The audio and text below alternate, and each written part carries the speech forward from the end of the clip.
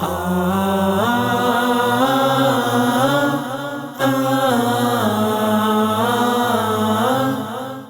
ان اللہ علی کل شیء قدیر، اللہ تعالیٰ ہر چیز پر قدرت رکھنے والا ہے.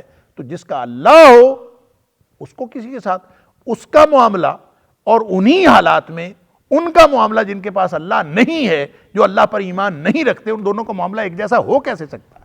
لہٰذا مایوس ہوتے ہیں تو کافر ہوتے ہیں، مومن مایوس نہیں ہوتے، حالات جس طرح کی مرضی ہو جائے. مومن کو تو اللہ تعالیٰ ایک یقین کی دولت نصیب کرتا ہے، اور وہ یقین کی دولت ایسی ہوتی ہے کہ آپ جتنے مرضی برے انجام سے دوچار ہونے کے امکانات پیدا ہو جائیں، مومن کو اللہ پر یقین ہوتا ہے کہ اللہ میرے بارے میں جو بھی معاملہ کرے گا وہ یقیناً بہترین ہوگا.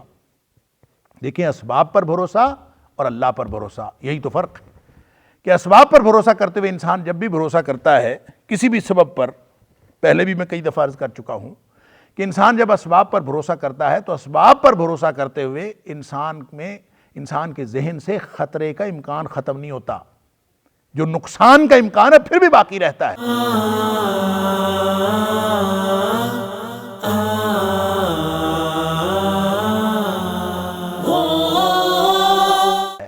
کہ ہو سکتا ہے آپ کسی سبب پر بھروسہ کر رہے ہوں لیکن سبب جواب دے جائے، آپ ہوائی جہاز پہ سفر کر رہے ہوں لیکن ہوائی جہاز کریش ہو جائے، آپ ٹرین پہ سفر کر رہے ہوں ٹرین کا ایکسیڈنٹ ہو جائے، آپ بس پہ جا رہے ہوں، آپ منزل مقصود پہ پہنچنے کے بجائے راستے میں کہیں رہ جائیں، کوئی بھی امکان خدشے کا، خطرے کا، نقصان کا وہ باقی رہتا ہے. اللہ پر توکل کا اور اسباب پر توکل کا فرق یہ ہے کہ جب انسان اللہ پر توکل کرتا ہے تو پھر وہ سارے کے سارے نقصان کے امکانات یکسر ختم ہو جاتے ہیں. اور یہی وہ بات ہے جو نبی پاک صلی اللہ علیہ وسلم نے فرمائی، عجبا لامر المومن، مومن کا معاملہ بڑا عجیب ہے. جس کا معاملہ اللہ کے ذمے ہے، جس کو اللہ پر ایمان ہے، اس کا معاملہ بڑا عجیب ہے. کیا عجیب ہے؟ ان امرہ کلہ خیر، اس کا تو سارا معاملہ خیر ہی خیر ہوتا ہے. وہ شدید ترین حالات میں بھی اس کے لیے خیر اور بھلائی ہوتی ہے، اور بہترین حالات میں بھی، خوشحالی میں بھی اس کے لیے خیر ہی خیر ہوتی ہے. اور پھر نبی پاک صلی اللہ علیہ وسلم نے فرمایا یہ پریویلیج، یہ فیسلٹی، یہ سوائے مومن کے کسی اور کو حاصل نہیں ہے. وَلَيْسَ ذَاكَ لِأَحَدٍ إِلَّا الْمُؤْمِنِ، مومن کے علاوہ کسی کو یہ حاصل نہیں ہے. دنیا خوف سے مر رہی ہے، مومن پوری طرح مطمئن ہے، اور اس کو یہ اطمینان کس بات پہ ہے؟ اپنی اللہ پر امید ہے، اللہ کی رحمت سے امید ہے، اور وہ اللہ کی رحمت سے نا امید نہیں ہے. اور نبی پاک صلی اللہ علیہ وسلم نے فرمایا اذا اصابتہ سراء شکر فکان خیر اللہ، جب اس کو کوئی خوشحالی پہنچتی ہے وہ اللہ کا شکر کرتا ہے، وہ خوشحالی اس کے لیے بہترین بن جاتی ہے. وَإِنْ أَصَابَتْهُ ضَرَّاء، جب اس کو کوئی تنگ دستی پہنچتی ہے، کوئی تکلیف پہنچتی ہے، کوئی دکھ پہنچتا ہے، صبر تو صبر کرتا ہے، فکان خیر اللہ، وہ مصیبت بھی اس کے لیے بہترین بن جاتی ہے. سبحان اللہ. تو لہٰذا مسئلہ ہی کوئی نہیں، اس کو ہر صورت میں بھلائی ہی بھلائی ہے. کیوں؟ اس کا ایمان اللہ پر ہے. لہٰذا ہر چیز کو دیکھنے کا اور ہر چیز کو پرکھنے کا اور واقعات کو انالائز کرنے کا اور زاویہ نگاہ جو ہوتا ہے وہ مومن کا اور ہوتا ہے، کافر کا اور ہوتا ہے. اور ہر چیز کے بارے میں جو رسپانس دیتا ہے وہ مومن کا رسپانس اور ہوتا ہے، کافر کا رسپانس اور ہوتا ہے. اور اگر کہنے کو مومن ہو اور کسی بھی واقعے کے رسپانس میں یا کسی بھی مصیبت کے رسپانس میں یا کسی کی بھی خوشی کے رسپانس میں اس کا طرز عمل کافروں والا ہو، تو اس کا مطلب یہ ہے کہ وہ شخص منافق ہے، اس کا دعویٰ ایمان جھوٹا ہے، جو کسی بھی معاملے میں رسپانس کے اعتبار سے عملی طور پر کافروں جیسا طرز عمل اختیار کرتا ہے. اللہ تعالیٰ معاف فرمائے. لہٰذا بالکل خالص عالمانہ اور نبیوں والی شان اور رسولانہ شان اور نبوی شان کے ساتھ وہ کہتے ہیں وَأَعْلَمُ مِنَ اللَّهِ مَا لَا تَعْلَمُونَ، میں وہ جانتا ہوں اللہ کی طرف سے جو تم نہیں جانتے. اور پھر وہ کہتے ہیں کہ إِنَّهُ لَا يَيْأَسُ مِن رَوْحِ اللَّهِ إِلَّا الْقَوْمِ الْكَافِرُونَ، کافر مایوس ہوتے ہیں اللہ کی رحمت سے، مومن کبھی مایوس نہیں ہوتے. تو جاؤ جا کے تلاش کرو، کوئی نہ کوئی مسئلہ اللہ تعالیٰ کی رحمت سے ہو جائے گا. ظاہراً اسباب نہیں ہیں لیکن اللہ تعالیٰ کی رحمت وہ اسباب کھول دے گی، وہ راستے پیدا کر دے گی. تلاش تو کرو، جاؤ نکلو. فلما دخلوا علیہ، اب ظاہر ہے کہ اس میں جیسے میں نے عرض کیا کہ اشارہ موجود تھا کہ جہاں بنیامین ہے وہیں یوسف کو تلاش کرو. بھائی کا تو کنفرم تھا کہ وہ وہاں پہ ہے مصر میں، تو مصر ہی جاؤ. تو اس لیے یہاں پہ مفسرین نے عام طور پہ ان دونوں امکانات کا اظہار کیا ہے کہ اب انہوں نے تو کہا تھا جا کے تلاش کرو، تو یوسف یعقوب علیہ السلام نے ان کو کہا کہ مصر جاؤ، تیسری دفعہ بھی، یہ تیسرا سفر ہے کہ تیسری دفعہ پھر مصر جاؤ، بھائیوں سے، اپنے بیٹوں سے ہی کہا، یوسف علیہ السلام کے بھائیوں سے۔ تو یا تو یہ کہ یعقوب علیہ السلام نے حکم دیا کہ مصر جاؤ، یا یہ امکان ہے، یا دوسرا امکان یہ ہے کہ ویسے حالات ان کے بڑے خراب تھے اور غلہ ختم ہو چکا تھا اور بھوک کے مارے ہوئے پھر وہ مصر جا پہنچے تلاش کرتے کرتے بھی، اور انہوں نے کہا کہ تلاش ادھر جا کے کریں۔ دونوں باتیں اپنی اپنی جگہ ٹھیک ہو سکتی ہیں، لیکن ایک بڑا واضح قرینہ قرآن میں موجود ہے کہ جب کہتے ہوئے کہ جا کے تلاش کرو، یہ کہہ دیا کہ یوسف کی تلاش کرو، اس کے بھائی کی تلاش کرو اور اللہ کی رحمت سے مایوس نہیں ہونا، تو یوسف علیہ السلام کا تو معلوم نہیں تھا کہ کہاں ہیں، تو بھائی کا تو کنفرم تھا کہ وہ مصر کے بادشاہ کی قید میں ہیں، تو اس کا مطلب یہ ہے کہ اس میں وہ قرینہ موجود ہے کہ یعقوب علیہ السلام ان کو مصر جانے کا ہی حکم دے رہے ہیں کہ وہیں جاؤ، لہذا وہ وہاں چلے گئے۔ فلما داخلوا، تیسرا سفر ہے، فلما داخلوا علیہ، جب وہاں پہنچے یوسف علیہ السلام کے پاس، قالوا، جا کے استدعا کرنے لگے، یا ایھا العزیز، اے سرکار، اے عزیز۔ اور یہ عزیز کے بارے میں پہلے بھی بتا چکا ہوں پچھلے درس میں بھی کہ عزیز سے بہت سارے لوگوں کو یہ غلط فہمی ہوئی ہے کہ عزیز مصر، جس طرح وہ بڑا افسر تھا کہ وہ بادشاہ نہیں تھا، عزیز مصر جس کے گھر میں جا کے پرورش پائی حضرت یوسف علیہ السلام نے، تو اسی طرح اس یا ایھا العزیز سے یہ شبہ لوگوں کو پڑا ہے کہ حضرت یوسف علیہ السلام بھی بادشاہ نہیں تھے، یعنی وہاں کے حکمران اعلیٰ نہیں تھے، بلکہ وہ کوئی افسر تھے، اور افسر خزانہ یا کچھ، اس پہ بڑی تفصیل سے بات پچھلے درس میں ہو چکی ہے کہ نہیں، ایسا نہیں ہے، یہ تو صرف ایک اعزاز کا ایک لقب تھا جو کسی بھی شخص کو دیا جا سکتا ہے۔ جیسے آپ کسی کو کہتے ہیں سرکار، آپ چھوٹے افسر کو بھی سرکار کہہ دیتے ہیں، حتیٰ کہ کبھی آپ کو کلرک سے کام ہوتا ہے، کلرک کو بھی جا کے آپ سر کہتے ہیں یا سرکار کہتے ہیں، آپ کسی ڈپٹی کمشنر کو بھی کہنا ہو تو سر یا سرکار ہی کہتے ہیں، آپ وزیر اعظم سے بھی بات کرنی ہو تو آپ سر یا سرکار ہی کہتے ہیں۔ تو کوئی نہ کوئی لفظ ایسا لقب بولتے ہیں اور وہ عزت کے لیے ہوتا ہے، اور کسی بھی بڑے کے لیے بولا جا سکتا ہے۔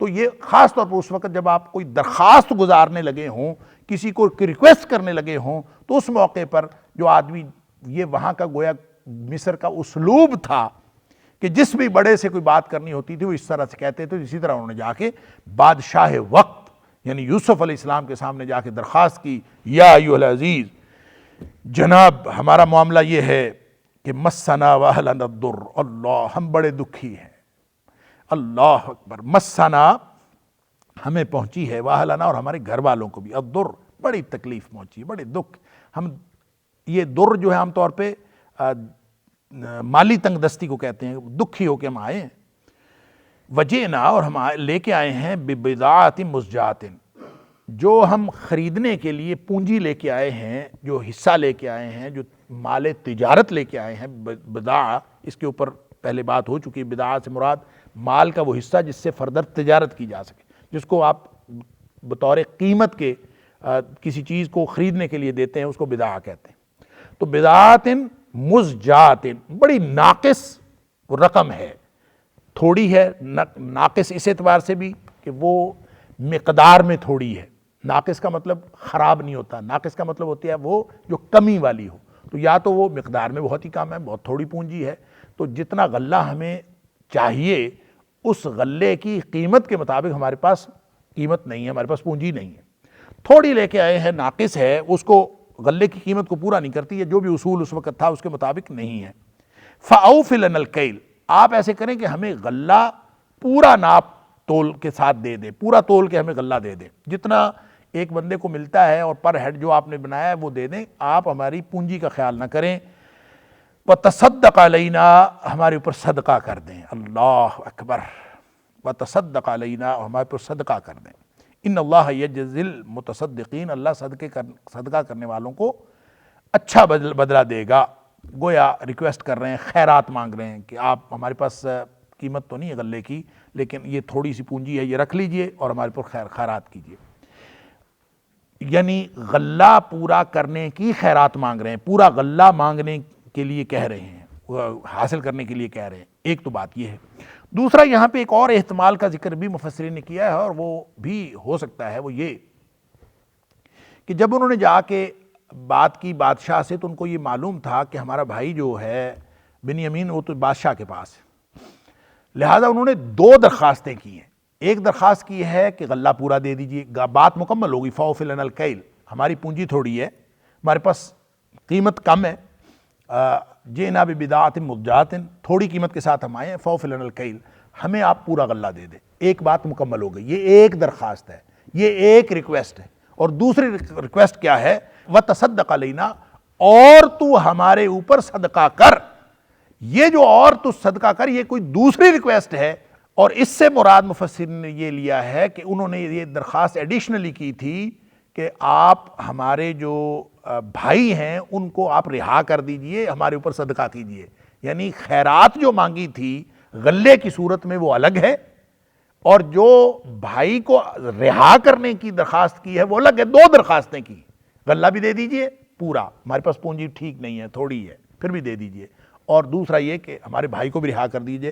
دونوں باتیں ہو سکتی ہیں، لیکن یہ تصدق علینا اوفِ لنا الکیل کا متبادل بھی ہو سکتا ہے کہ اسی کو انہوں نے تاکید کے ساتھ کہا کہ جناب ہمارے اوپر آپ خیرات کر کے ہمارے پورا تول دے دیجئے، پونجی تو ہماری اتنی نہیں ہے، یہ بات بھی ٹھیک ہے۔ یا یہ کہ انہوں نے دوسری درخواست بھی کی ہو، یہ بعض مفسرین کا خیال ہے کہ یہ دوسرا احتمال بھی اس کے اندر موجود تھا، واللہ اعلم۔ قال هل علمتم ما فعلتم بیوسف واخیہ اذ انتم جاہلون۔ اللہ اکبر۔ اب یوسف علیہ السلام نے اس موقع پر ایک ایسا سوال داغا ہے اپنے بھائیوں کو کہ اس سوال کے اندر ایک احساسات کا ایک طوفان موجزن ہے پیچھے، اس کے بیک گراؤنڈ، یعنی کس اعتبار سے کیا سوچا ہوگا یوسف علیہ السلام نے، کس طرح کے ان کے احساسات جو ہیں وہ امڑ آئے ہوں گے کہ اپنے گھر کے بارے میں، اپنے والد صاحب کے بارے میں، والد کے دکھ کے بارے میں، گھر کی تنگ دستی کے بارے میں، اور پھر وہی بھائی جو اتنے تگڑے تھے کہ نحن عصبہ، جو ایک طاقت کی علامت تھے، آج وہ بھیک مانگتے ہوئے سامنے کھڑے ہوئے ہیں اور گھر کے حالات یہ بتا رہے ہیں کہ والد صاحب نابینا ہو چکے ہیں، اور وہ یہ بھی بتایا ہوگا کہ ہمارے ایک بھائی گم ہو گئے تھے، یہ بھی بتایا ہوگا کہ یہ بنیامین کے غم میں وہ رو رہے ہیں اور وہ غمگین ہیں، اور پھر یہ کہ جو تنگ دستی اور معاملات سارے سن کے، اللہ اکبر، یوسف علیہ السلام کے دل میں جو احساسات ہوں گے ان کا اندازہ اس سے کیا جا سکتا ہے، لیکن اس کا اظہار اللہ تعالیٰ نے لفظوں سے یا نہیں فرمایا، صرف یہ فرمایا کہ انہوں نے آگے سے سوال کیا۔ قال، یوسف علیہ السلام کہا، گویا فیصلہ کر لیا کہ میں بتا دوں بھائیوں کو، اب جو فاصلہ ہے درمیان میں کہ وہ ہمیشہ آتے ہیں، ناواقفیت کی ایک پردے کے پیچھے سے بات ہوتی ہے، تو اب وہ پردہ درمیان میں سے ختم ہو جائے، اور وہ پردہ اٹھانے کے لیے کہتے ہیں قال هل علمتم، کیا تمہیں معلوم ہے، ما فعلتم بیوسف واخیہ، کہ تم نے یوسف علیہ السلام اور اس کے بھائی کے ساتھ کیا کیا، تمہیں معلوم ہے؟ اللہ اکبر۔ اذ انتم جاہلون، اور یہ اس وقت کی بات ہے جب تم نادان تھے، نادانی میں کرتے رہے۔ یہاں پہ دو باتیں بہت ہی غور سے سننے کی ہیں۔ ایک تو یہ کہ جاہلون، جب تم جاہل تھے، جاہل کا مطلب ہوتا ہے ناواقف یا نادان۔ جو جہالت ہوتی ہے وہ عام طور پہ علم سے ختم ہو جاتی ہے، یعنی علم کے متضاد ہے جہالت۔ تو کیا خیال ہے کہ حضرت یوسف علیہ السلام جب اپنے بھائیوں سے کہہ رہے ہیں کہ تم نے یوسف کے ساتھ کیا کیا، تو کیا تمہیں معلوم ہے کہ تم نے یوسف کے ساتھ کیا کیا؟ اس وقت جب تم نادان تھے تو یا ناواقف تھے، تو کیا خیال ہے کہ وہ ناواقف تھے کسی بات کے؟ نہیں، وہ تو واقف تھے، ان کو تو معلوم تھا کہ ہمارا بھائی ہے، ان کو معلوم تھا کہ ہمارا بھائی زیادہ صلاحیتوں والا ہے، ان کو معلوم تھا کہ ہمارا بھائی ہمارے والد صاحب کو زیادہ پیارا ہے، تو سب کچھ جانتے بوجھتے ہوئے تو انہوں نے کیا تھا۔ ایک حسد کی آگ میں جلتے ہوئے انہوں نے ایک کام کیا تھا، تو وہ ناواقف تو کسی بات سے نہیں تھے، لہذا پوری بات جو انہوں نے کی تھی وہ پوری اپنے ہوش و حواس کے ساتھ کی تھی، پوری پلاننگ کے ساتھ کی تھی، 10 لوگوں نے مشورہ کیا تھا، مشورہ کرنے کے بعد کام ہوا تھا، اس کو حضرت یوسف علیہ السلام اذ انتم جاہلون کہہ رہے ہیں کہ جب تم نادان تھے تم نے کیا۔ اس میں ایک تو حضرت یوسف علیہ السلام کے جو اخلاق کریمانہ ہیں، ان کے اعلیٰ اخلاق اور عظمت کردار کی دلیل ہے کہ وہ اپنے بھائیوں کو بات کے شروع میں ہی پوری لیوریج دے رہے ہیں، پوری فیور دے رہے ہیں کہ بھائیو تمہارا قصور نہیں ہے، تم اس وقت نادان تھے، لیکن نادان اصل میں وہ نہیں تھے۔ اس کو آپ صرف اخلاق کریمانہ پر محمول کر لیں تو ٹھیک ہے، یہ بھی معنی ہو سکتا ہے، لیکن اس میں ایک بہت ہی لطیف نکتہ چھپا ہے، وہ یہ ہے کہ جو جہالت ہوتی ہے وہ صرف عدم علم کی بنیاد پر نہیں ہوتی۔ نادانی، ناواقفیت اور جہالت جو ہے وہ صرف عدم علم کی بنیاد پر نہیں ہوتی، بعض اوقات علم ہونے کے باوجود جہالت ہوتی ہے۔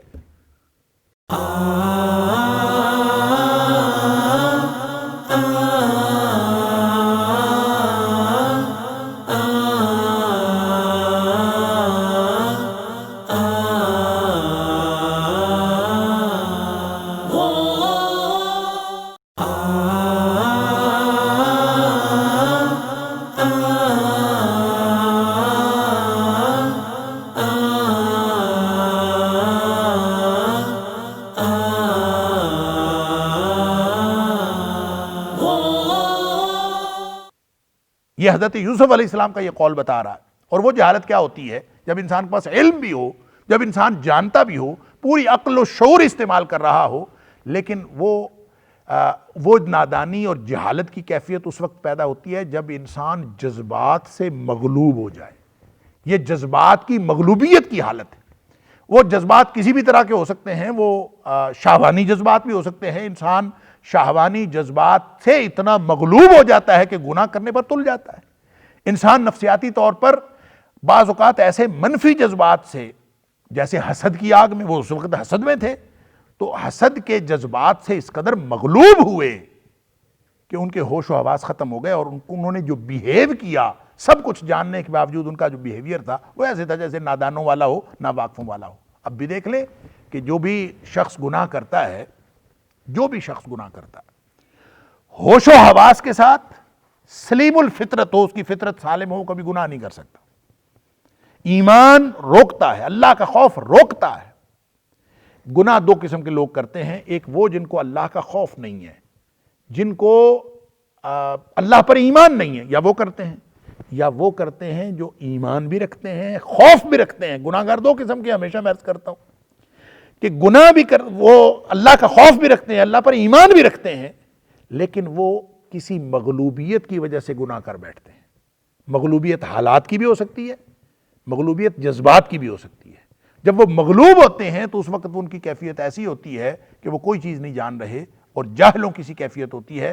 لیکن جو ہی وہ مغلوبیت کی حالت ختم ہوتی ہے، چاہے وہ جذبات کی مغلوبیت کی حالت ہو، چاہے وہ حالات کی مغلوبیت کی حالت ہو، جب بھی انسان اس میں سے باہر نکلتا ہے تو اگر وہ فوراً واپس اپنے اللہ کی طرف رجوع کرتا ہے تو ایسے لوگوں کی ہی تو توبہ قبول ہوتی ہے، جو سورہ نساء کے اندر اللہ تعالیٰ نے فرمایا ثم یتوبون من قریب یعملون السوء بجہالۃ۔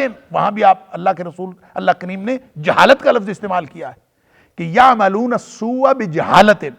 جہالت میں ان سے گناہ ہو جاتا ہے۔ جہالت کا مطلب یہ نہیں کہ ان کے پاس ڈگری نہیں ہوتی یا ان کے پاس علم نہیں ہوتا، علم ہوتا ہے، لیکن وہ مغلوبیت جذبات کی وجہ سے یا مغلوبیت حالات کی وجہ سے ان کی کیفیت یہ ہوئی ہوتی ہے کہ ان کو کچھ سمجھ نہیں آ رہی ہوتی، اور نادان، ناواقف اور جاہلوں کی طرح، ناواقفوں کی طرح ہوتے ہیں، اور وہ اس وقت سرزد ہو جاتا ہے جو بھی کچھ۔ ثم یتوبون من قریب، جو ہی وہ مغلوبیت حالات یا مغلوبیت جذبات ختم ہوتی ہے تو وہ فوراً اللہ کے سامنے توبہ کرتے ہیں۔ جن کا ایمان نہیں ہوتا وہ ان کے اوپر یہ کیفیت طاری نہیں ہوتی، وہ فوری طور پر توبہ کوئی نہیں کرتے۔ انہوں نے تو سوچ سمجھ کے گناہ کیے ہوتے ہیں کہ کوئی بات نہیں، خیر ہے، کرتے رہتے ہیں، یہاں تک کہ جب ان کو موت آتی ہے تو پھر وہ کہتے ہیں انی تبت الآن، اب میں توبہ کرتا ہوں۔ لہٰذا یہاں جہالت جو حضرت یوسف علیہ السلام نے کہا کہ اذا انتم جاہلون، کہ جب تم جاہل تھے، نادان تھے، ناواقف تھے، گویا تم حسد کے جذبات سے مغلوب ہو گئے تھے۔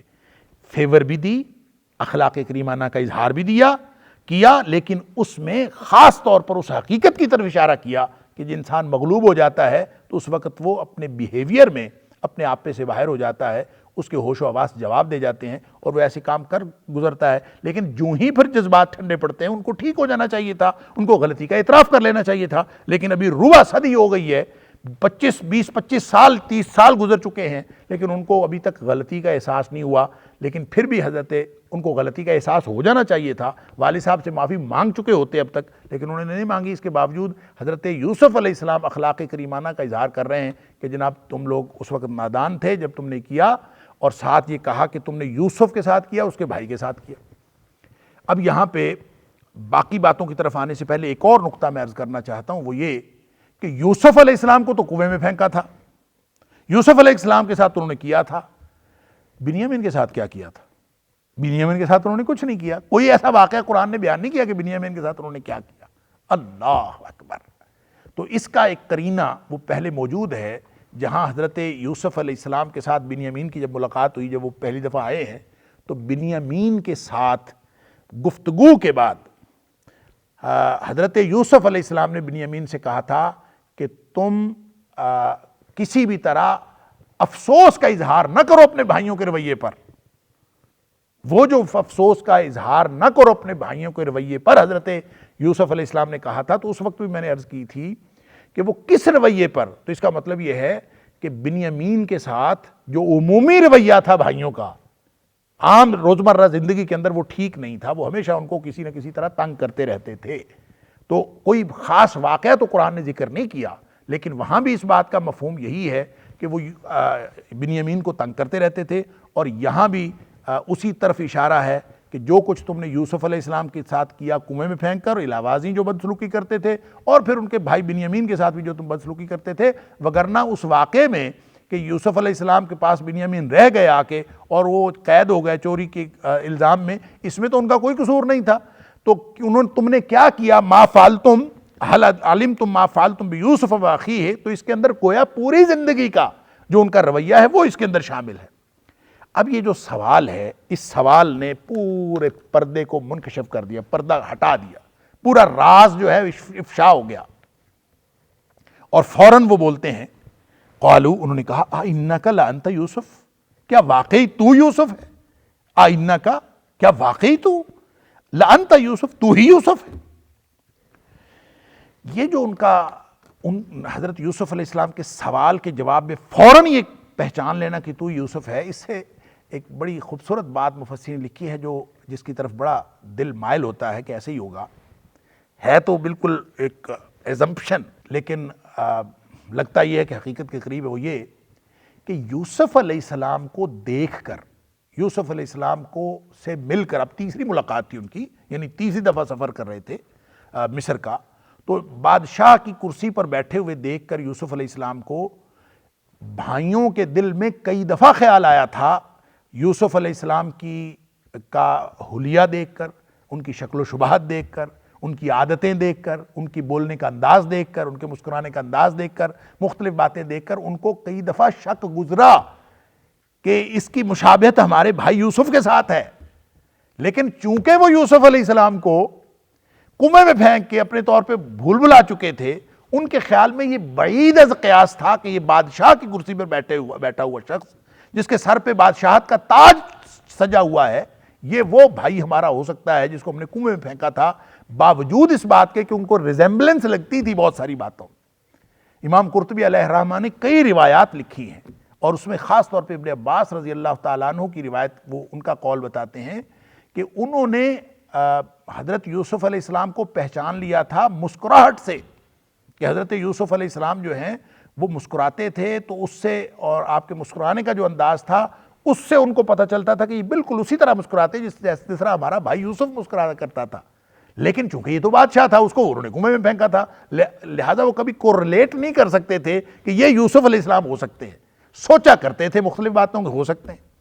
امام قرطبی علیہ الرحمہ نے یہاں پہ ایک اور بات لکھی ہے کہ اس موقع پر خاص طور پہ یہ جو تیسرا سفر ہے، اس میں حضرت یعقوب علیہ السلام نے ایک خط بھی لکھا تھا عزیز مصر کے نام، یعنی مصر کے بادشاہ کے نام، جو ان کا بیٹا ہی تھا. ان کو نہیں معلوم تھا کہ وہ میرا بیٹا ہے، لیکن انہوں نے ایک خط لکھا تھا اور اپنے گھر کے حالات لکھے تھے. اور یہ جو بات آ کے انہوں نے بتائی تھی کہ مسنا واہلنا الضر، کہ ہمیں اور ہمارے گھر والوں کو بہت دکھ پہنچے، ہم بڑے دکھی ہیں. تو دکھی گھرانے کی خبر صرف انہوں نے اپنے زبان سے نہیں دی تھی، بلکہ وہ ایک خط بھی لے کے آئے تھے جو انہوں نے آ کے حضرت یعقوب علیہ السلام کا خط اپنے یعنی مصر کے بادشاہ کو دیا تھا. اور مصر کا بادشاہ وہ جو یعقوب علیہ السلام کے بیٹے تھے. اور خط پڑھ کے کہتے ہیں کہ حضرت یوسف علیہ السلام جو ہے ان کی آنکھوں میں آنسو آنے لگے. انہوں نے اپنے آنسو روک لیے، لیکن وہ مسکرائے، اور وہ پھر اس وقت جذبات پر قابو نہیں رکھ سکے، اور انہوں نے فوراً کہا کہ تمہیں پتہ ہے کہ تم نے بھائی کے ساتھ کیا کیا. تو کہتے ہیں کہ اس موقع پر جو اپنے غم کو چھپاتے ہوئے مسکرائے، ابن عباس نے لکھا ہے کہ وہ مسکرائے تو ان کو ایک دفعہ پھر شک گزرا کہ یہ یوسف علیہ السلام ہیں، لیکن یہ سوچ نہیں سکتے تھے کہ یہ ہو سکتے ہیں. لیکن جو ہی یوسف علیہ السلام نے سوال کیا کہ حل علمتم ما فرطتم، کہ تم نے جو یوسف علیہ السلام ما فعلتم بیوسف واخی، تم نے یوسف علیہ السلام اس کے بھائی کے ساتھ کیا کیا، جب انہوں نے سوال کیا تو شک تو ان کو پہلے ہی تھا، ریزیمبلنس تو پہلے ہی دیکھ رہے تھے، لیکن یہ کبھی اس کو یہ نہیں سوچ سکتے تھے کہ یہ وہی ہو سکتا ہے. تو جو ہی انہوں نے سوال کیا تو کہتے ہیں واقعی تو یوسف ہے، آئنک لانت یوسف.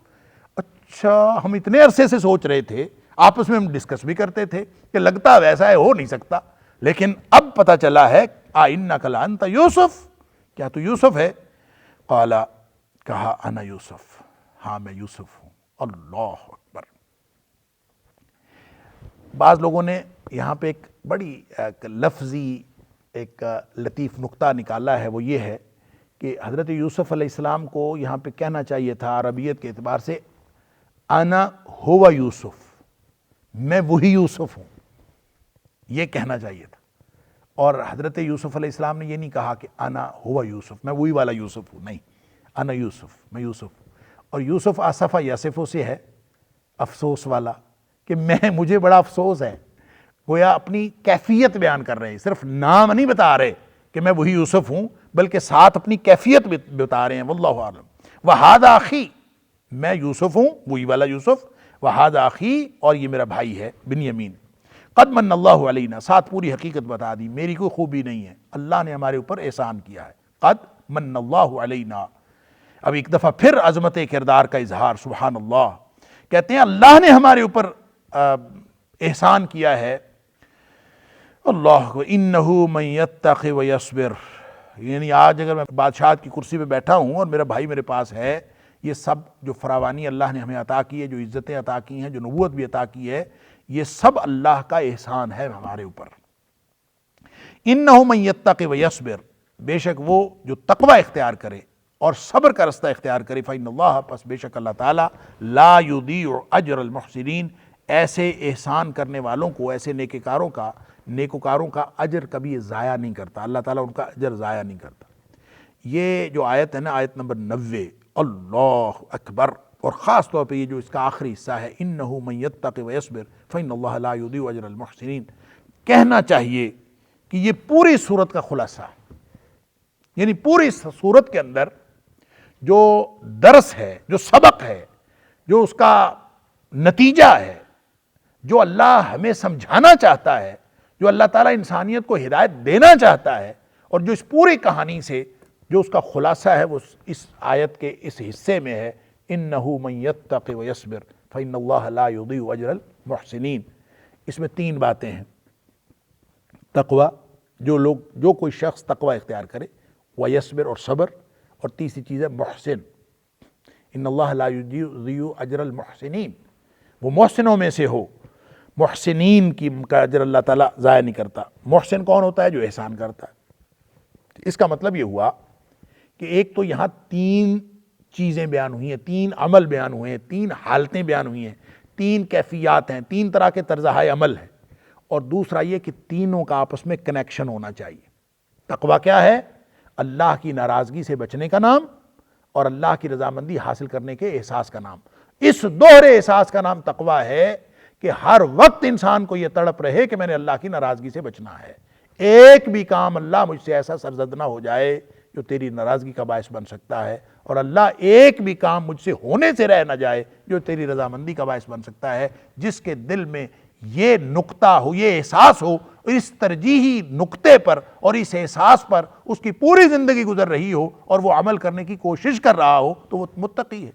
انہ من یتق، جس کو ہر لمحہ یہ احساس ہو کہ میں نے اپنے اللہ کی ناراضگی سے بچ کر اور اللہ کی رضامندی حاصل کرتے ہوئے زندگی گزارنی ہے. یہ ہے میری زندگی کا مقصد. نمبر 1. نمبر 2 یہ ہے کہ ویصبر. اللہ، یہ پوری داستان کے اندر یہی سبق ہے. ویصبر کا مطلب یہ ہے کہ وہ ڈٹا رہے. مرادی معنی ہے ڈٹا رہے، لفظی معنی ہے رک جائے، روکے رکھے. یصبر، وہ اپنے آپ کو روکے رہے. کس بات سے روکنا ہے؟ ہر سچویشن میں جو بھی فطری رد عمل پیدا ہوتا ہے، اس فطری رد عمل کو روک لینا ہے، اللہ کی ناراضگی سے بچنے کے لیے اور اللہ کی رضامندی حاصل کرنے کے لیے. گویا تقوی صبر کے بغیر ہو نہیں سکتا. کوئی تقوی پر عمل صبر کے بغیر نہیں ہو سکتا. بلکہ یوں کہنا چاہیے کہ یہ جو اللہ کی ناراضگی سے بچنا اور اللہ کی رضامندی حاصل کرنا، یہ ایک پورا سسٹم ہے، پورا نظام زندگی ہے۔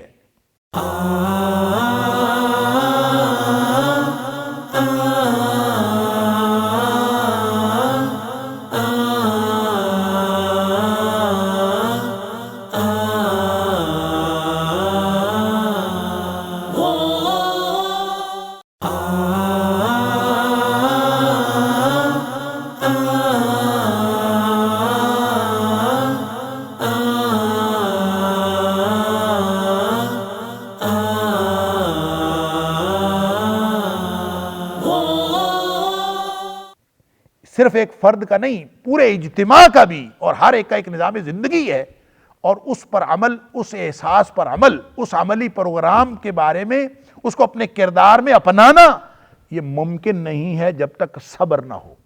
یعنی آپ نے کوئی کام کرنا ہے، آپ کو صبر کے بغیر کام ہو نہیں سکتا۔ آپ کو اپنی خواہشات روکنی پڑتی ہیں، آپ کو اپنا آپ روکنا پڑتا ہے، روک کے پھر آپ کو وہ عمل، حتیٰ کہ نبی کریم صلی اللہ علیہ وسلم نے فرمایا جو وضو ہے، اسباغ الوضو فی المکارہ، ان حالات میں وضو کرنا جو انسان کو پسند نہیں ہوتے، ناپسندیدہ حالات میں، مشکل حالات میں وضو کرنا، نبی پاک صلی اللہ علیہ وسلم فرمایا یہ کفارات میں سے ہے، یہ گناہوں کی بخشش کا باعث بنتا ہے۔ تو گویا وضو کرنے کو بھی پوری طرح دل کب کرتا ہے، انسان کا دل کرے نہ کرے، وضو کرنا بھی صبر کے بغیر ممکن نہیں ہے۔ انسان کو دل کب کرتا ہے کہ کرے، نماز پڑھنا بھی صبر کے بغیر ممکن نہیں ہے۔ اللہ کی اطاعت کا کوئی کام، نبی پاک صلی اللہ علیہ وسلم کی اطاعت کا کوئی کام صبر کے بغیر ممکن نہیں ہے۔ علی ھذا القیاس، تقوی یعنی وہ احساس کہ میں نے اللہ کی ناراضگی سے بچنا ہے اور اللہ کی رضامندی حاصل کرنا ہے، یہ پوری زندگی کا ایک عملی نظام ہے، اور اس کے اوپر عمل ممکن نہیں ہے جب تک انسان صبر نہ کرے۔ اسی لیے صبر کی 3 قسمیں کی جاتی ہیں: صبر علی الطاعات، صبر علی المعصیات، اور صبر علی المصیبات، صبر عن المعصیات۔ گناہوں سے بچنے کے لیے بھی صبر کرنا پڑتا ہے، اپنی خواہش کو روکنا پڑتا ہے، اور اللہ کے اور اس کے رسول صلی اللہ علیہ وسلم کے حکم ماننے کے لیے بھی صبر کرنا پڑتا ہے، اور اسی طرح جو مصیبتیں آتی ہیں، جو بھی مشکلات آتی ہیں، ان پر بھی صبر کرنا پڑتا ہے۔ یہ جو تینوں قسم کا صبر ہے، گویا وہ جو عملی نظام ہے، کمپریہنسو جامع نظام پوری زندگی کا، کہ تقوی کی بنیاد پر، تقوی کے ترجیحی نقطے کی بنیاد پر زندگی گزاری جائے، اس کا عملی طور پر وقوع پذیر ہونا ناممکن ہے جب تک اس کے اندر صبر نہ ہو۔ ہر لمحے پہ انسان کو اپنے آپ کو اس عمل پر روکے رکھنا پڑتا ہے، اپنے نفسانی خواہشات کے بالعکس، اپنے ماحول کے بالعکس اس کو پورا ڈٹنا پڑتا ہے۔ اس لیے تقوی اور صبر ایک دوسرے کے بغیر ہو نہیں سکتے۔ اور وہ جو اللہ تعالیٰ نے قرآن میں فرمایا وَيُوَفَّ الصَّابِرُونَ أَجْرَهُمْ بِغَيْرِ حساب، کہ جو صبر کرنے والے ہیں ان کو اللہ تعالیٰ جو اجر دے گا وہ بغیر حساب کتاب کے دے گا۔ وہ بغیر حساب کتاب کے اجر اس لیے ہے کہ صبر کا دخل ہر عمل میں ہے۔ آپ نماز پڑھتے ہیں، صبر کے بغیر ممکن نہیں، روزہ رکھتے ہیں، صبر کے بغیر ممکن نہیں، حج کرتے ہیں، صبر کے بغیر ممکن نہیں، آپ اطاعت کا کوئی بھی کام کرتے ہیں، صبر کے بغیر ممکن نہیں، اور آپ کوئی بھی گناہ کا کام چھوڑتے ہیں، وہ صبر کے بغیر ممکن نہیں۔ یہ تو لمحہ لمحہ ایک یعنی کانٹوں کی ایک سیج ہے، ایک پتھروں کا راستہ ہے، اس کے اوپر چلنا پڑتا ہے، اور ایک گویا خاردار ایک رستہ ہے جس کے اوپر بچ بچ کے چلنا ہے۔ اسی کا نام صبر ہے۔ اس کے اوپر جب تک آپ ڈٹے نہیں رہیں گے، اپنی خواہشات کے بھی بالعکس، اپنے ماحول کے بھی بالعکس جب تک نہیں ڈٹے رہیں گے، اس وقت تک آپ یہ کام کر ہی نہیں سکتے۔ لہذا تقوی اور صبر، انہ من یتق و یصبر، یہ ایک دوسرے کے لازم و ملزوم ہیں، ان کے بغیر زندگی گزرتی نہیں ہے، اللہ کی رضامندی حاصل ہوتی نہیں ہے، وہ کردار بنتا نہیں ہے جو کردار حضرت یوسف علیہ السلام کو اللہ تعالیٰ نے عطا فرمایا تھا۔ 2 ہی تو ٹول ہیں، لیکن ان ٹول کے اوپر جب انسان عمل کرتا ہے، یعنی تقوی کی اس بیس کے اوپر جب صبر کے ذریعے سے انسان عمل کرتا ہے، تو وہ عمل کس لیے کرتا ہے؟ وہ عمل اللہ تعالیٰ کا قرب حاصل کرنے میں انسان اس جذبے کے تحت کرتا ہے کہ میں آگے سے آگے بڑھتا چلا جاؤں، اور اس آگے سے آگے بڑھتے چلے جانے کا نام احسان ہے، کہ انسان کسی ایک نیکی پر مطمئن ہو کے بیٹھ نہ جائے، بلکہ ساری زندگی محنت جاری رکھے، اور اللہ تعالیٰ پھر ان محسنوں کا گویا تقوی، صبر اور احسان، یہ آپس میں تینوں کا کنیکشن ہے، اس کے بغیر نظام زندگی بنتا نہیں ہے، کردار بنتا نہیں۔ اور جب یہ کردار ہو تو پھر انسان کنویں میں پڑا ہو یا بادشاہت کی کرسی پہ بیٹھا ہو، اس کو ایک ہی طرح کا صبر کرنا پڑتا ہے۔ سبحان اللہ۔ جب اس کو کوئی مراعات میسر ہوں تو وہ ان کو بھی اللہ کی ناراضگی سے بچنے کے لیے اور اللہ کی رضامندی حاصل کرنے کے لیے استعمال کرتا ہے، اور جب وہ محروم ہو اور محرومیت کی زندگی گزار رہا ہو تو اس کیفیت کو بھی اللہ کی ناراضگی سے بچنے اور اللہ کی رضامندی حاصل کرنے کے لیے استعمال کرتا ہے۔ لہٰذا یہ وہ کمپریہنسو، وہ جامع کردار ہے جو پوری زندگی کو محیط ہے، اور وہ انہی تین عناصر کے ساتھ ہے۔ اِنَّهُ مَن يَتَّقِ وَيَصْبِرْ ان اللہ فإن اللہ لا یضیع اجر المحسنین۔ یہ وہ کردار ہے جو اصل میں تقاضا کرتا ہے۔ یوسف علیہ السلام یہ کردار اپنایا، اور اب وہ پوری زندگی کی داستان سنا رہے ہیں اس ایک فقرے میں کہ بھائی میں کنویں میں تھا تو میں نے صبر کیا، میں عزیز مصر کے گھر تھا، زنانے خواتین مصر نے میرے ساتھ جو کیا میں نے صبر کیا، میں جیل میں گیا میں نے صبر کیا، لمحہ لمحہ صبر کی زندگی، ڈٹے رہنے کی زندگی۔ اسی لیے اس کا مرادی معنی ڈٹے رہنا۔ تو انسان جب ڈٹا رہتا ہے، صبر کرتا ہے، ہر معاملے میں صبر کرتا ہے، کیونکہ اس نے اللہ کی ناراضگی سے بچنا ہے ہر صورت، اور اللہ کی رضامندی حاصل کرنی ہے ہر صورت۔ جب انسان اس پروگرام کے اوپر ڈٹا رہتا ہے تو وہ صبر کے بغیر ممکن نہیں ہے، روکنے کے بغیر ممکن نہیں ہے، اپنے آپ کو روکنا پڑتا ہے۔ یہی بات فرمائی نا اللہ تعالیٰ نے قرآن میں کہ وَأَمَّا مَنْ خَافَ مَقَامَ رَبِّهِ، جو اپنے رب کے سامنے کھڑا ہونے سے ڈر گیا، وَنَهَى النَّفْسَ عَنِ الْهَوَىٰ، اپنی نفس کو خواہشوں سے روک لیا، نہیں تیری نہیں ماننی، اب اللہ کی ماننی، تو جو مرضی چاہتا رہے تیری نہیں ماننی۔ کیوں؟ اس لیے کہ میں اللہ کی ناراضگی سے بچنا چاہتا ہوں اور اللہ کی رضامندی حاصل کرنا چاہتا ہوں۔ تجھے اے نفس میں راضی کرنے کے لیے اپنے اللہ کو ناراض نہیں کر سکتا۔ جس نے اپنے نفس کو روک لیا، فرمایا فَإِنَّ الْجَنَّةَ هِيَ الْمَأْوَىٰ، اسی کے تو ٹھکانہ جنت ہے، یہی تو وہ راستہ ہے۔ لہٰذا بنیادی طور پر اپنے آپ کو ہر معاملے میں صبر کے بغیر، آپ چھوٹی سے چھوٹی نیکی بھی صبر کے بغیر ممکن نہیں ہے، اور بڑی سے بڑی نیکی بھی صبر کے بغیر ممکن نہیں ہے۔ یہ ہے وہ کردار کا احاطہ، اس پورے عظیم کردار کا احاطہ اور اس پوری کہانی کا خلاصہ اس احسن القصص کا، جو اللہ کریم نے یہاں پہ یوسف علیہ السلام کی زبان سے ادا کروایا ہے کہ اِنَّهُ مَن يَتَّقِ وَيَصْبِرْ۔ اور یہی اسوہ ہے رہتی دنیا تک کے لیے، یہی نبیوں کی زندگیوں کا خلاصہ ہے، صرف یوسف علیہ السلام کی زندگی کا نہیں، سارے نبیوں کی، اور یہی ہمارے نبی اکرم محمد کریم صلی اللہ علیہ وسلم کی حیات طیبہ کا خلاصہ ہے کہ اِنَّهُ مَن يَتَّقِ وَيَصْبِرْ، جو ڈٹا رہے، جو اللہ کی ناراضگی سے بچنے کی کوشش کرتا رہے، اللہ کی رضامندی حاصل کرنے میں لگا رہے، اللہ اکبر، اسی کام میں لگا رہے، فَإِنَّ اللَّهَ لَا يُضِيعُ أَجْرَ الْمُحْسِنِينَ، اور کرتا رہے، بہتر سے بہتر کرتا رہے، بہتر سے بہتر کرتا رہے۔ محسن کون ہوتا ہے؟ محسن وہ ہوتا ہے جو تھوڑی سی نیکیاں کر کے کسی لمٹ پہ آ کے رک نہیں جاتا، بلکہ موت تک اللہ کی بندگی میں لگا رہتا ہے۔ جیسے اللہ تعالیٰ نے فرمایا سورۃ الحجر کی آخری آیت میں کہ وَاعْبُدْ رَبَّكَ حَتَّىٰ يَأْتِيَكَ الْيَقِينُ، اللہ کی بندگی، اللہ کی غلامی میں اس وقت تک لگے رہنا ہے جب تک موت نہیں آ جاتی۔ یہ ہے وہ زندگی کا نظام جو حضرت یوسف علیہ السلام کے زبان سے اللہ تعالیٰ بتا رہا ہے، اور اصل میں تو انہوں نے اپنا پوری کہانی بتا دی، بھائیوں سے صرف تعارف ہی نہیں کیا بلکہ اپنی پوری زندگی کا خلاصہ بھی بتا دیا کہ دیکھو بھئی احسان ہوا ہے اللہ کی طرف سے، اور اس میں کوئی ہماری خوبی نہیں ہے، لیکن قانون کیا ہے؟ قانون یہ ہے کہ جس نے بھی اللہ سے دنیاوی اور اخروی جتنے بھی نعمتیں ہیں، جتنے بھی انعامات ہیں وہ حاصل کرنے ہوں تو یہ پورا طریقہ، پورا راستہ، پورا کردار یہ ہے کیا؟ اِنَّهُ مَن يَتَّقِ وَيَصْبِرْ فَإِنَّ اللَّهَ لَا يُضِيعُ أَجْرَ الْمُحْسِنِينَ۔ تقوی، صبر اور احسان، اور وہ حدیث پھر ایک دفعہ تازہ کر لیجئے جو میں اکثر آپ کے سامنے عرض کرتا ہوں کہ نبی اکرم صلی اللہ علیہ وسلم نے صحابہ کرام سے فرمایا تھا کہ اِنَّ مِن وَرَائِكُمْ أَيَّامَ الصَّبْرِ، میرے صحابیوں تمہارے بعد ایک دور آنے والا ہے جو ڈٹنے کا دور ہے، اور وَالصَّبْرُ فِيهِنَّ كَقَبْضٍ عَلَى الْجَمْرِ، اس دور میں دین پر ڈٹنا اتنا مشکل ہوگا جتنا مشکل آگ کا انگارہ ہاتھ میں پکڑنا ہے، یعنی اس قدر مشکل ہوگا جتنا قرون وسطیٰ کے اندر، پھر قرون اولیٰ کے اندر، اور نبی پاک صلی اللہ علیہ وسلم کے زمانے کے اندر جو خیر القرون تھا، نبی پاک صلی اللہ علیہ وسلم کا زمانہ آپ فرماتے ہیں خیر القرون قرنی، میرا زمانہ سب سے بہترین زمانہ ہے، تو اس دور میں صبر کا مقام کم آتا تھا، اور تھوڑے صبر کے ساتھ عمل کرنا آسان ہوتا تھا۔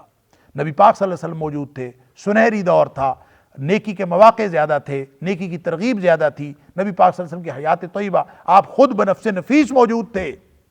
اور ظاہر ہے جیسے جیسے زمانی اور جغرافیائی بعد بڑھتا گیا یہ ماحول مشکل ہوتا گیا، اس لیے فرمایا کہ ایک دور آئے گا کہ اس دور میں دین پر ڈٹنا، دین پر عمل کرنا اتنا مشکل ہو جائے گا، اللہ اکبر، کا قبض علی الجمر، جیسے آگ کا انگارہ ہاتھ میں پکڑنا ہے۔ پھر فرمایا کہ اس دور میں جو شخص ڈٹا رہے گا دین پر، جو عمل کرے گا، وَلِلْعَامِلِ فِيهِ نَاجُرُ 50، اس دور میں جو دین پر عمل کرے گا اس کو 50 لوگوں جتنا اجر ملے گا۔ پوچھا گیا 50 منا و 50 منہم، صحابہ کرام رضوان اللہ علیہم اجمعین پوچھتے ہیں اللہ کے رسول صلی اللہ علیہ وسلم یہ 50 لوگوں جتنا اجر، یہ 50 ہمارے یعنی صحابہ میں سے 50 ان جتنا اجر، یا اس دور کے 50 لوگوں جتنا اجر؟ نبی اکرم صلی اللہ علیہ وسلم فرمایا 50 منکم، اے میرے صحابہ تم 50 صحابہ جتنا اجر ملے گا جو اس دور میں دین پر ڈٹا رہے گا۔ تو صبر کا موقع، جتنے مشکل حالات ہوں اتنا زیادہ صبر کا موقع ہوتا ہے، اتنا زیادہ ڈٹے رہنے کا موقع ہوتا ہے، اور جو شخص ڈٹا رہتا ہے اور نیکیوں میں آگے سے آگے بڑھتا رہتا ہے اور اس میں کبھی رکتا نہیں ہے، اپنے اس سفر کو بھی روکتا نہیں ہے موت تک، تو فرمایا ایسے لوگوں کا اللہ تعالیٰ اجر ضائع نہیں کرتا۔ اللہ تعالیٰ مجھے اور آپ کو، ہم سب کو قرآن سمجھنے اور عمل کرنے کی توفیق عطا فرمائے۔ وقت ہو گیا، وآخر دعوانا ان الحمد للہ رب العالمین۔